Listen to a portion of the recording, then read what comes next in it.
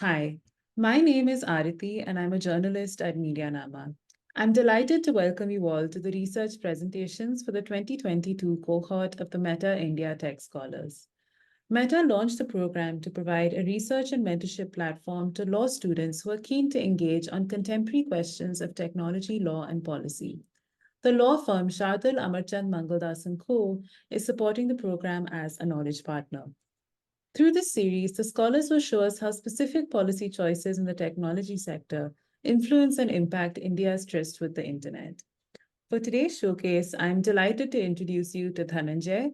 Dhananjay graduated from the National Law University, Jodhpur in 2023.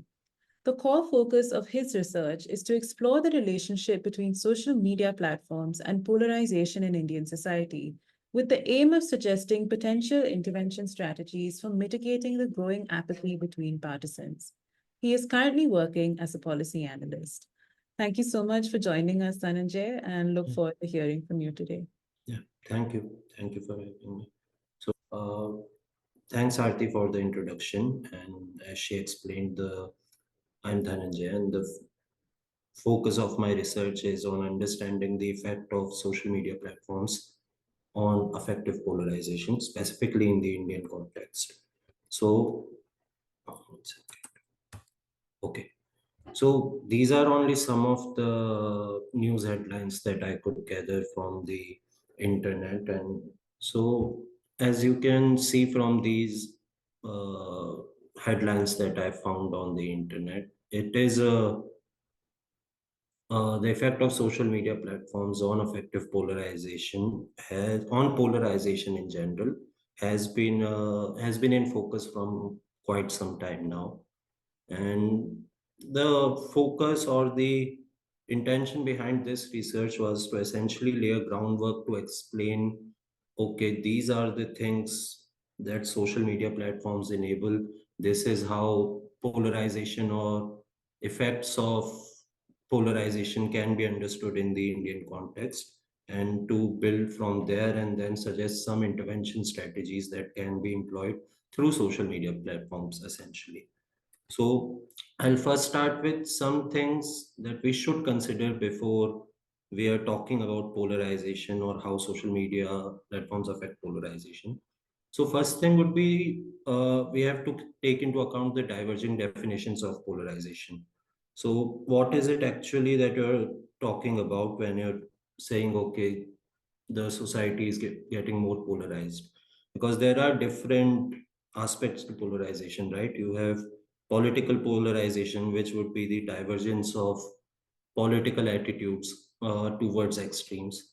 Then you have issue based polarization, which basically talks about the again this divergence but on specific issues.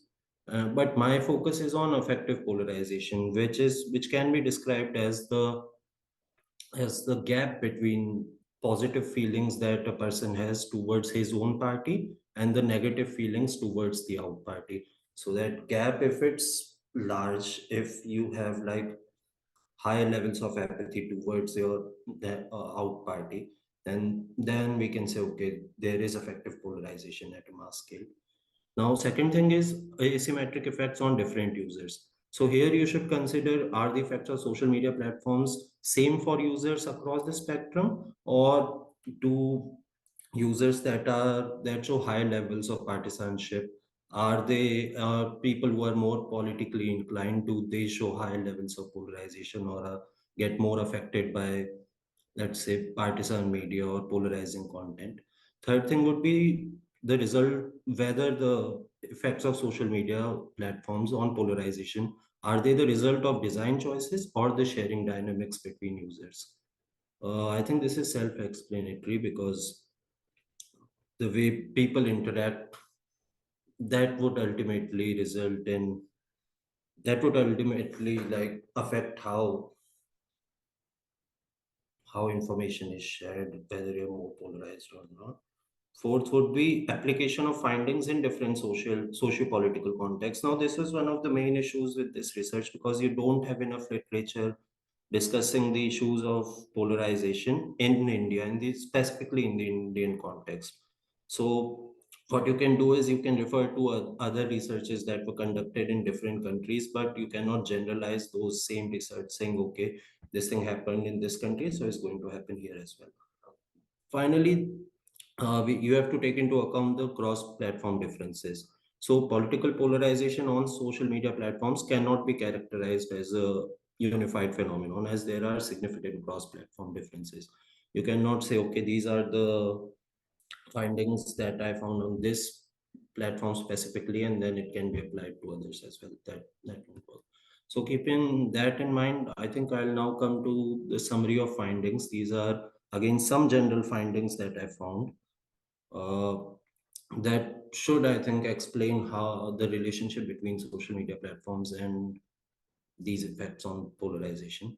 So first one is this idea of echo chambers and filter bubbles. I think both these terms are popular concepts, and many people use these to say, okay, because social media platforms are leading or are enabling the formation of these echo chambers, this is why they are negatively affecting the society. But the basic idea or the core concept behind both these things is they sort of relate to this idea of a feedback loop, which consists of an individual's choice in selecting and interacting with selective content and the algorithmic shaping of that choices. So as a user, I select the content or the sources that I want to interact with. The recommender system or the social media algorithms, they learn from that choices, and then they suggest more more of the same content to me, right? So this creates a feedback loop, and this is what people mean when they say, okay, that social media platforms are enabling the creation of echo chambers. Plus, this idea that you can interact with like-minded individuals and shut out any opposing views. This is also part of the same thing. But I think in my research, I've highlighted that why these ideas cannot be taken to be the truth, right? In a sense that there are some issues with both these concepts because echo chambers and filter bubbles are used to describe a number of different phenomena such as self-selected consumption behavior, homophily in social networks, and algorithmic feedback effects.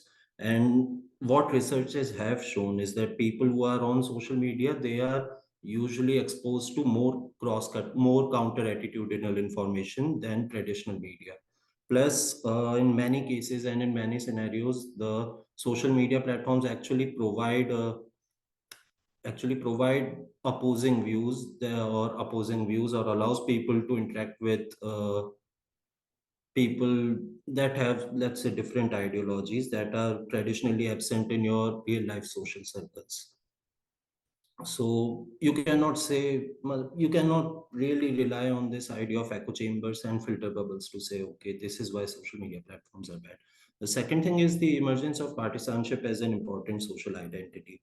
Now, people who are more politically inclined and who show stronger identification towards a party generally are more affected by uh, let's say partisan media or content that is polarizing, and these people show high levels of political bias and stronger emotions towards the out party. And this also affects the way in which partisans react to misinformation that is pro-attitudinal or counter-attitudinal to their existing beliefs. Now, you have examples from research that was conducted in Bihar, I think, yeah, where uh, intervention efforts to counter misinformation were were carried out on different partisans, but the results showed that only these intervention strategies that essentially worked on only one set of partisans and that were supporting a specific political party didn't work on others. So this is another thing that I found. The third one would be exposure to partisan media. Now, this I think is self-explanatory because partisan media and politically charged content can polarize viewers. Plus, there are different factors here that are specific to Indian context, which I'll address in the next slide. Okay. So now I come to the main idea of this research, which is understanding affective polarization in India. Now, to do that, I think you'll have to look at the political perspective, because look at this from a political perspective, because you cannot, I don't think you can separate the context from this research, right? The context where things are taking place. So, one thing, if you look at the political perspective, is that historically Indian parties have rarely been successful in mobilizing religious groups that do not fragment into finer caste and linguistic distinctions. So, the only example that I could think of was Shiromani Akali Dal, but that also is restricted to a certain region, right? And apart from that, I couldn't find any specific example prior to the 2014 general election specifically. So, which takes me to the next point, that successful consolidation of different identities, such as caste or linguistic identities, is an important criteria to mobilize religion as ethnicity voting. Now, this point on religion as ethnicity voting comes from this research by Niranjan Sarkar, and it talks about how to secure votes basically in 2014, 2018, what BJP was successful in doing is aligning different identities across towards this one single identity, religious identity. And this process is called social sorting in social sciences, uh, which says which says that as an individual, I have different identities, right? I have my regional, the place where I belong to, the language that I speak, the religion that I'm a part of. But once these different identities start converging across single lines, then that's problematic, because the absence of cross-cutting identities exacerbates the gap between partisans, who then increasingly rely on stereotypes and prior convictions. So as long as me and my neighbor have different identities, that's fine, because ultimately all these identities are cross-cutting, right? But if that's not the case, if all the identities are aligned towards one single identity, then that's problematic. The gap increases. So other factors such as low literacy rates, relatively recent access to the internet, and the spread of politically charged content in graphic and visual forms are also relevant in the Indian context.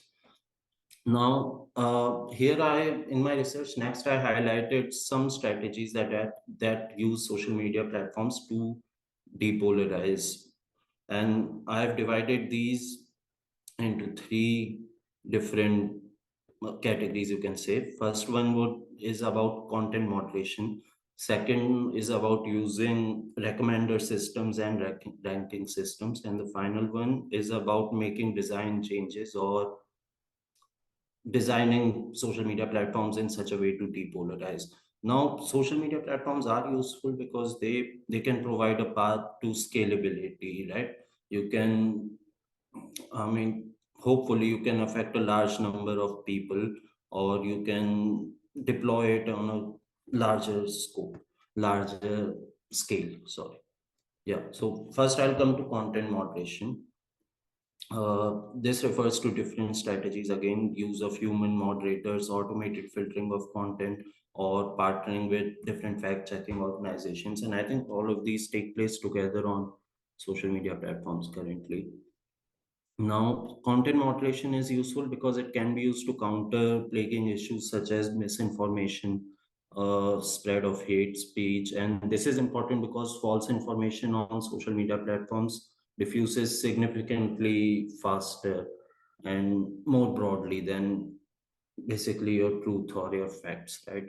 If it's more like scandalous, more polarizing, more like on your face, then it generally spreads faster.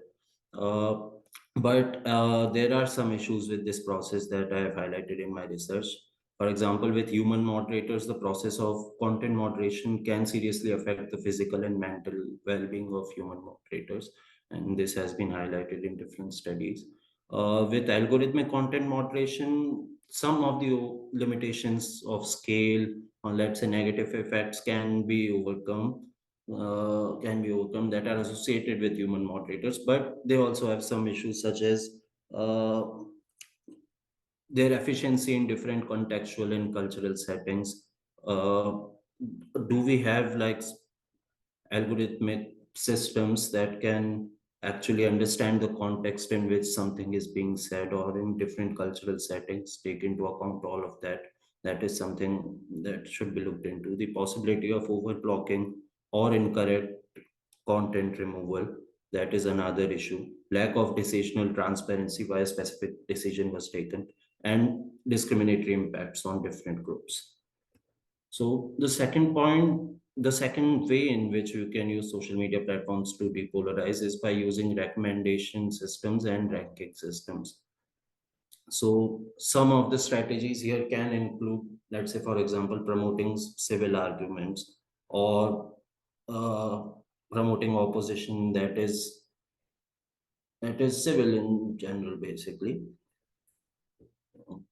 The another thing would be, how do you actually do that? So promotion of civil and engaging comments can be accomplished by using existing language processing techniques. I think machine learning algorithms or things that can analyze context. But again, there are issues with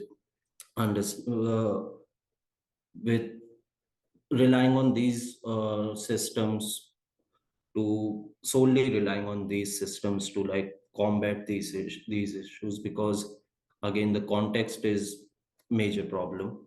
And these interventions, uh, they are only, the third point says that these interventions are only like meaningful if there is existing productive intergroup contact. If there's no uh, productive contact in the first place, then there's no point in like recommending specific type of content to you, right? Now, the final thing is design choices, and this is a broad category which says that changes can be made in user interface of social media platforms to reduce polarization among users. Some things that I looked into was these ideas of reducing the effort to find alternate sources of information, providing users with more information to increase their knowledge about a topic, recommending news sources with different viewpoints, or introducing people to diverse political discussions. All of these can be looked into. Finally, what role should the state play? Now, there are some things that are relevant here. First is this idea of technology gap, that the capability to do what policymakers ask may not be present at this current time. So you need to be specific about what changes do you want to make, and or how do you achieve that. Second thing would be over reliance on technological measures to counter or promote speech should be avoided. You cannot solely rely on these things. You will have to understand it from a broader perspective. Cannot say, okay, your social media platform, you're required to do this. That won't work. Finally, something that can be looked into is uh, making regulations for imposing certain transparency and accountability requirements on social media platforms. So an example of this can be found in EU's Digital Services Act, that allows vetted researchers to access uh, data from social media platforms.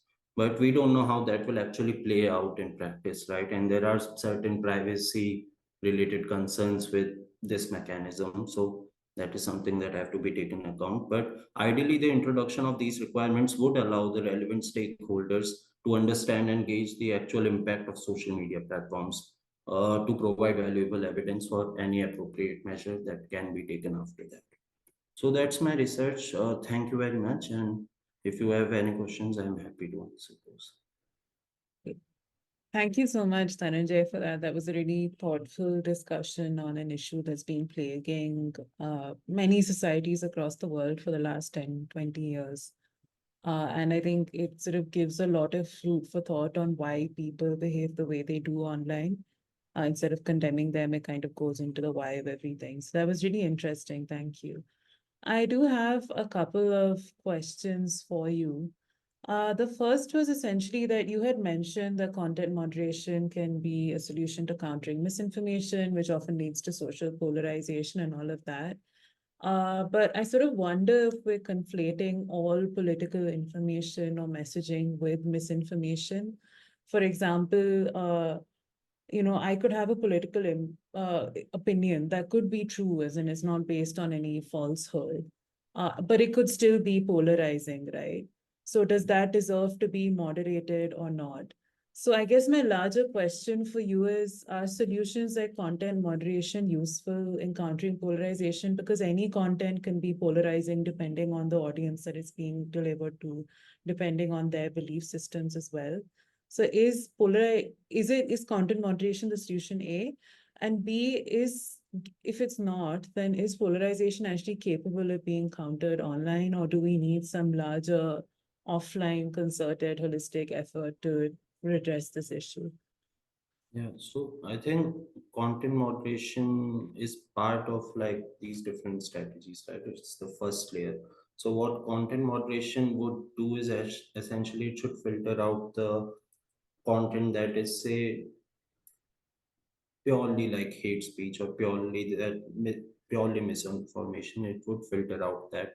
Then you can come to the next strategy like recommender systems and design choices, all of these things. But with regards to content moderation, I think you raised very good question that how do you essentially classify different types of content, right? How do you say that this is purely hate speech or this is purely, let's say, misinformation? So currently, I think what is being done in this regard is you have different machine learning algorithms that can like identify whether certain content is toxic or not. I think Google has this perspective AI. Perspective AI. This is Google's basically API that you can use, and it basically ranks content on the basis of toxicity, and there are different parameters that are there. But I think this is a issue that needs to be looked into, because when you are saying that okay, I have this specific value that I want social media platforms to reflect, how do I actually go about doing that, right? So let's say you have this idea that yeah, we should promote more civil arguments. I think this reflects to this broader idea of how do you actually reflect certain human values on social media platforms. Let's say I want social media platforms to recommend me more civil arguments or more well-informed opposition. How do you actually go about doing that? So first we'll have to take certain value, certain human value that we want social media platforms to exhibit or show. Let's say I want more civility. Then you'll have to identify a metric that can actually measure civility on social media platforms. Okay, what type of content is civil, what type of content is not civil, and then you'll have to operationalize that metric. Okay, these are the ways in which I can essentially increase this metric, right? Or these are the potential things that I can do to decrease the negative side of that metric. If there's more in civil content, how do I decrease that? Then you will have to actually understand the effects of that metric, whether that metric is functioning properly. And I think this refers to the broader idea of alignment in recommender systems, right? Whether the systems that you have defined, are they actually aligning with their intended goal, or the idea that you wanted them to reflect in the first place. So all these things are complicated, and I think this is why you cannot solely rely on these algorithmic tools or content moderation alone in this regard, because again, the context would be different for each specific content. So that would be, I would say, content. It is possible to use social media platforms to depolarize, or if not depolarize, essentially to lead people to more meaningful type of content, right? Content that is actually productive, or that is not purely like hate speech or misinformation, or that is targeting some specific entities. But their operationalization of all these ideas is difficult, because social media platforms are these big multi-stakeholder systems, right? So I think would take a lot of work, but I think that's possible. All right, thank you for that. And I see, I can understand the nuance over there, especially. And I think that sort of brings me to my next question. It's good you brought up the civil discussions part, which was that when you're talking about prioritizing civil conversation, what are the characteristics of such a conversation? What are the parameters that, say, a platform's design team could keep in mind to identify, say, okay, this is something that's legitimate and worth reading or productive conversation, as you just mentioned. So that's my first question on that point. And my second question is a little more philosophical, which is that if you choose to prioritize civil speech, for lack of a better word, through your algorithms, does that also have free speech consequences on polarizing speech that is still legitimate? So again, I can say something that might be polarizing for someone, but it still might be legitimate because I've not technically violated any law. So do you see, prioritizing civil speech in UI UX designs? Do you think that would impact free speech of other legitimate types as well? So just your thoughts on those two questions. Yeah, I think again, good questions, because on the first point where you talked about civility, I think it is difficult to actually design these metrics, right? And actually operationalizing these values. How do you measure civility? I think some time ago, Twitter had this whole idea of making the platform more healthy, and they dabbled into it for quite a long time. I don't think it came to any fruition basically. But yeah, for measuring civility on social media platforms, I think again you'll have to identify certain type of things. So for example, the content of your comment, or let's say the content of your post, is, can you classify it as hateful, or is it targeting some specific communities? We'll have to measure that. Then we'll have to see the delivery of the content, all of these things. So to do that, what is essentially being done right now is these algorithms that I mentioned before, right? But yeah, then the problem, I think this is something that should be looked into, that what are the specific indicators that actually make something that we can actually identify to say, okay, this content is, let's say, civil, or this is uncivil. That should be looked into. As far as I know, I think this is something that needs a broader should be subjected to broader discussion, right? Multi-stakeholder discussion, because this has some philosophical implications, some moral implications, legal implications, all of these things.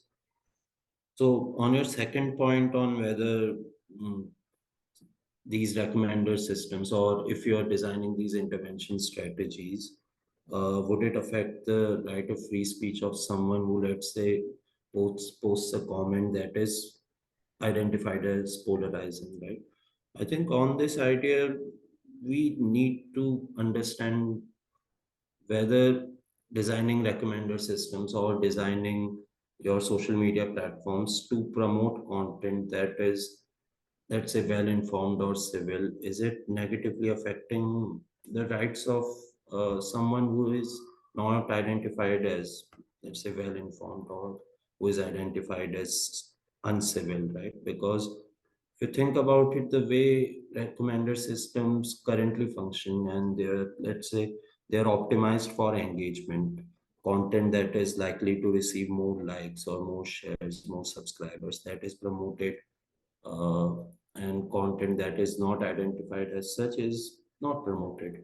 So I don't think I am sure about this idea that promotion of specific content is affecting someone else's right to free speech, right? Because when you think about it, there is no obligation on social media platforms to like promote every content, right? Or place every content on the same level footing, because as long as you are not removing content altogether, you're not moral policing around what content is permitted, what is not, and like imposing harsh conditions on any type of dissent, any type of opposing views. I think that is wrong. But as long as you're designing your systems to reflect certain values that can be agreed upon by everyone, I think there must be certain values that everyone can agree upon, right? Like content that is intolerant, or promoting violence, all these type of content should not be there on social media platforms. So if you're trying to design your platforms in such a way as to, let's say, counter the effects of such content, then I think social media platforms should be allowed to do that. But yeah, on your question on the right, on the effects on free speech, I think that is something that again needs to be looked into. But I don't think there is, it comes into play in this aspect. All right, fair enough. Well, thank you so much, Dhananjay, for that presentation and those answers. And if you'd like to read more about Dhananjay's work or any of the other scholars participating in this year's cohort, you can head on over to MediaNama's website or YouTube channel to watch all of the other presentations from this year. Thanks a lot, Dhananjay. Thank you. Thank you.